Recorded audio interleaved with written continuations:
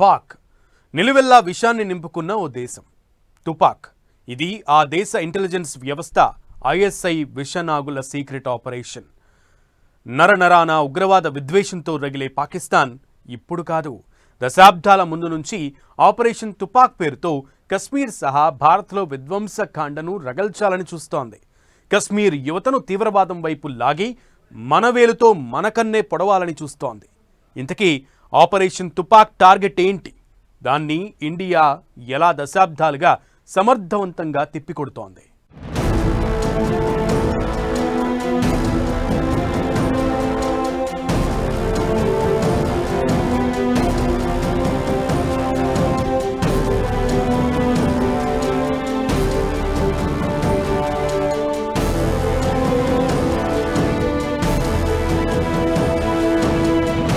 Operation తుపాక్తో కశ్మీర్లో పాక్ విధ్వంస రచన.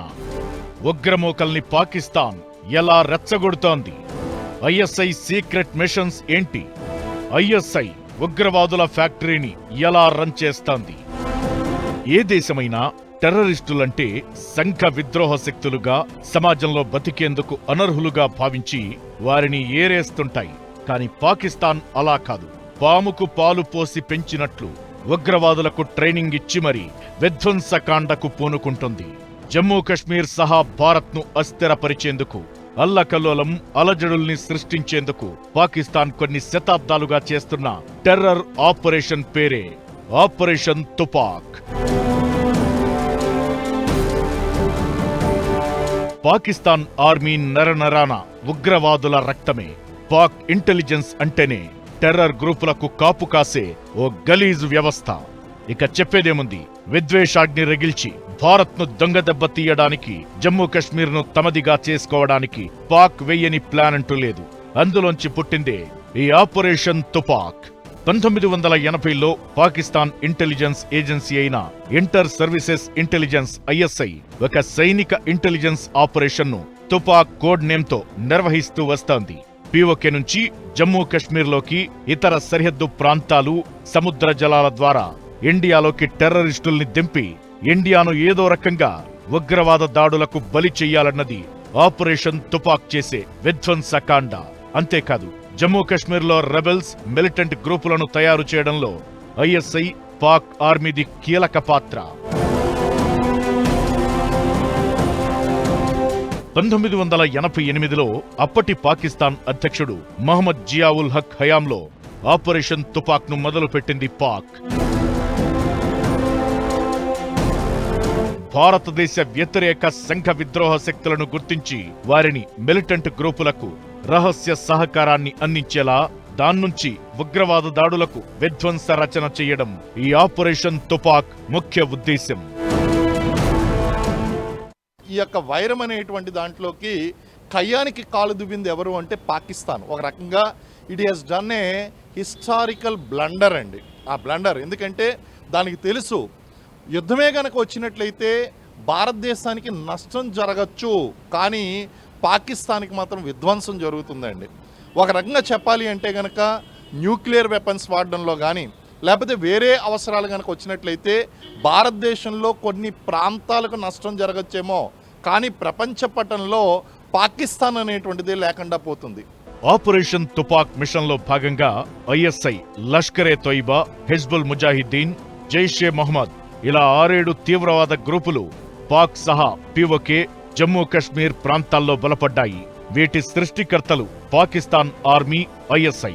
American intelligence agency CIA ఎప్పుడో Pakistan ISI చేస్తున్న సంఘ విద్రోహ కార్యకలాపాల్ని ఎండగట్టింది. ఉగ్రవాద గ్రూపులకు ఐఎస్ఐ ఎలా రక్షణ, సమాచారం, టెక్నాలజీ సాయం చేస్తోందనేది కూడా పలుమార్లు తమ నివేదికల్లో బయటపెట్టింది. 2000 సంవత్సరం ప్రాంతంలో జనరల్ పర్వేజ్ ముషారఫ్ హయాంలో ఆపరేషన్ తుపాక్ తీవ్రత కొంత తగ్గినా ఐఎస్ఐ కశ్మీర్ విచ్ఛిన్నకర శక్తులకు మద్దతు, పలు రకాలుగా సాయం చేయడం మాత్రం ఆపలేదు. ఈ సీక్రెట్ మిషన్ వల్లే ఇండియాలో తీవ్రవాద కార్యకలాపాలు, ఉగ్రదాడులు పెరుగుతూ వచ్చాయి. భారత్ను ముక్కలు చేసి నరమేధం, రక్తపాతాన్ని సృష్టించడమనేది ఆపరేషన్ తుపాక్ సీక్రెట్ మిషన్ టార్గెట్. 1000 సార్లు ముక్కలు ముక్కలుగా భారతదేశాన్ని కోసి దేశమంతా రక్తంతో తడిచేలా విచ్ఛిన్నం చేయాలనేంత నిలువెల్లా విషం కసి పాకిస్తాన్ది. అలాంటి కరుడుగట్టిన ఉగ్రవాద సిద్ధాంతం నుంచే ఆపరేషన్ తుపాక్ పురుడు పోసుకుంది. తాము అనుకున్న టార్గెట్ను చేరుకునేందుకు వెయ్యని వెధవ వ్యూహాలు, చెయ్యని విధ్వంసకర దాడులు లేవు. కానీ వాటన్నింటినీ భారత్ సమగ్రవంతంగా తిప్పికొడుతోంది. తుపాక్ ఆపరేషన్ను అడ్డుకుంటూ ముందుకెళ్తోంది ఇండియా.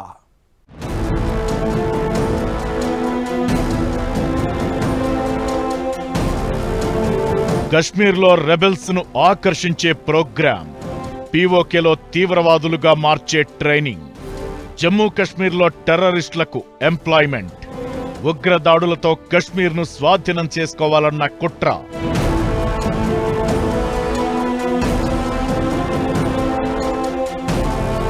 తుపాక్ ఇది ఐఎస్ఐ నడిపే ఒక సైనిక intelligence secret operation code name. Spanish వలస పాలనకు వ్యతిరేకంగా పెరూలో పెద్ద తిరుగుబాటును నడిపిన తుపాక్ అమరు అనే వ్యక్తి పేరు నుంచి ఈ కోడ్ నేమ్ తీసుకుంది ఐఎస్ఐ.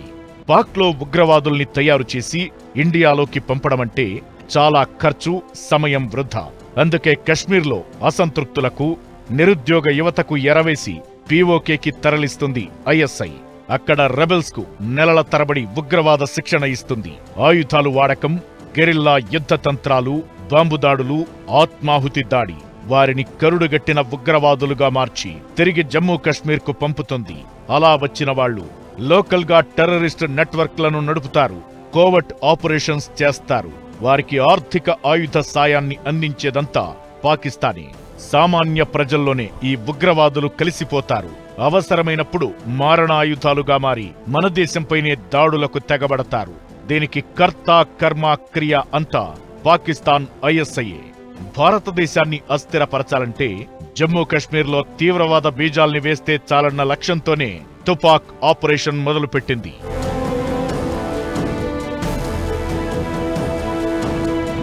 ఆపరేషన్ తుపాక్లో 3 కీలక దశలున్నాయి. మొదటి దశ తీవ్రవాదాన్ని ప్రారంభించడం, సమాచార నెట్వర్క్లను తయారు చేయడం, స్థానికంగా రెబెల్స్ ను చేరదీసి ఉగ్రవాదుల్ని చేయడం. రెండో దశ లైన్ ఆఫ్ కంట్రోల్ వెంబడి ఓవైపు ఆర్మీ, మరోవైపు ఉగ్రవాదులను సరిహద్దుల్ని దాటించి భారత సైనిక కార్యకలాపాల్ని అడ్డుకోవడం, చొరబాట్లతో విధ్వంసం సృష్టించడం. ఇక మూడో ఫేజ్ ఇండియాను కంప్లీట్ ఇస్లామిక్ రాజ్యంగా చేయాలనే అతిపెద్ద కుతంత్రం. హిందూ ముస్లింల మధ్య భావోద్వేగాల్ని రెచ్చగొట్టడం, పూర్తిస్థాయి ఇస్లాం కంట్రీగా హిందుస్థాన్ను మార్చడం. జమ్మూ కశ్మీర్ను పాకిస్తాన్లో విలీనం చేసుకోవాలనే కుట్ర ఎలానూ ఉంది. అందుకు స్థానికుల్ని భారత వ్యతిరేక శక్తులుగా తయారు చేసి మన కన్నుతో మనల్నే పొడిచే కార్యక్రమానికి తుపాక్ పేరు పెట్టుకుంది పాకిస్తాన్.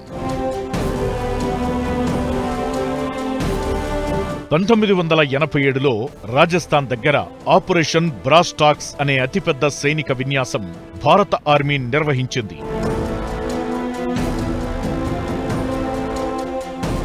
ఏ క్షణాన్నైనా భారత్ తమ దేశంపై దాడికి దిగొచ్చన్న అభద్రతాభావం, కశ్మీర్ను తిరిగి ఆక్రమించుకోవాలన్న దురాశతో జమ్మూ కశ్మీర్లో అలజడుల్ని సృష్టిస్తూ వచ్చింది. జమ్మూ కశ్మీర్ లిబరేషన్ ఆర్మీ పేరుతో కొన్ని రెబెల్ గ్రూపుల్ని ఏకం చేసింది పాక్. 1979లో సోవియట్ యూనియన్ ఆఫ్ఘనిస్తాన్ను ఆక్రమించింది. అప్పుడు ముజాహిద్దీన్ తీవ్రవాదుల్ని దింపి సోవియట్ సేనల్ని ఓడించింది పాక్ ఆర్మీ. సేమ్ ఫార్ములా మన దేశంపైన ప్రయోగించాలనుకుంది. రహస్య శిబిరాలతో రెబెల్స్, ఐఎస్ఐ ఉగ్రవాదులకు పీఓకేలో షెల్టర్ ఇస్తూ కశ్మీర్లో రాళ్ల దాడులు, విధ్వంసాలకు తెగబడుతోంది. ఇందుకోసం జమ్మూ కశ్మీర్లో ఆర్టికల్ 370 అంశాన్ని బాగా వాడుకుంది. తప్పు తన దగ్గర పెట్టుకున్నటువంటి పాకిస్తాన్ పాక్ ఆక్యుపైడ్ కశ్మీర్ విషయంలోనే కాదు, లేకపోతే అక్కడ సీమాంతర ఉగ్రవాదాన్ని ప్రోత్సహించడంలోనే కాదు, వీటి అన్నిటువంటి విషయంలోనూ పాకిస్తాన్ ఖచ్చితంగా తప్పులు చేస్తుంది. ఈ తప్పులు కనుక సరిదిద్దుకోకపోతే భారత్ చేసేటువంటి ఆ యొక్క రిటాలియేషన్ని పాకిస్తాన్ తట్టుకునేటువంటి స్థితిలో లేదండి. రిటాలియేట్ చేయాలి అనేటువంటి ఉద్దేశంతో సిమ్లా ఒప్పందాన్ని రద్దు చేయడం అనేటువంటి జరిగిందండి. సిమ్లా ఒప్పందాన్ని రద్దు చేయడం అంటే కాశ్మీర్ని గుర్తించకపోవడమే. అదే తప్పిదం కనుక పాకిస్తాన్ కనుక చేసినట్లయితే అది కయ్యానికి కాలు దూవుతుంది. Pakistan does not have a right reason to fight against India, but we have all the right reason to fight against Pakistan అండి. ఈ మధ్య పాక్ ఆర్మీ చీఫ్ అసిమ్ మునీర్ హిందూ ముస్లింల మధ్య చిచ్చు పెట్టేలా, కశ్మీర్ను కాజేసేలా విద్వేష పాఠాల్ని అక్కడి యువతకు నూరిపోశాడు. ఆ తరువాతే పెహల్గాంలో తీవ్రవాదులు దాడి చేశారు. పీఓకే జమ్మూ కశ్మీర్, నేపాల్, బంగ్లాదేశ్, మయన్మార్ ఇలా భారత్తో సరిహద్దులు ఉన్న ప్రాంతాలను ఎంపిక చేసుకుని రెబల్స్, మిలిటెంట్ గ్రూపుల్ని నిరంతరం రెచ్చగొడుతుంటుంది పాకిస్తాన్ ఐఎస్ఐ. స్థానికుల్ని ఉగ్రవాదం వైపు మళ్లేలా చేయడం, ఉగ్రవాద క్యాంపులు ఏర్పాటు చేయడం, దానికి కావాల్సిన ఆర్థిక ఆయుధ సాయాన్ని అందించడం. ఇలా ఒకటి కాదు, పాక్ నరనరానా భారత్ అంటే విద్వేషం రగిలేలా ఉగ్రవాదుల్ని తయారు చేసి మన దేశంపై ఒసిగొల్పుతోంది.